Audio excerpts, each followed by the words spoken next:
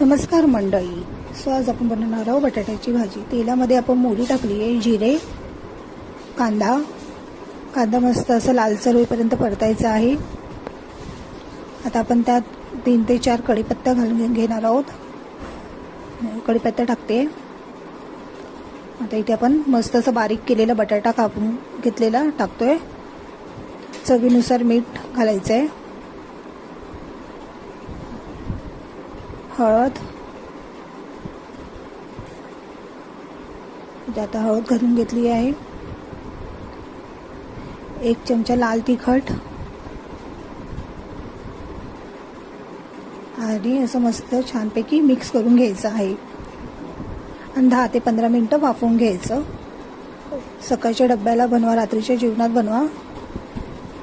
कशाही सोबत खायलाही छान लागते. चपातीसोबत खा, भातासोबत खा. इथे आपण वरून मस्त कोथिंबीर टाकून घेतला आहे. तुम्हाला माझं चॅनल आवडत असेल लाईक करा, सबस्क्राईब करा, शेअर करा आणि बेल आयकॉनवर क्लिक करा.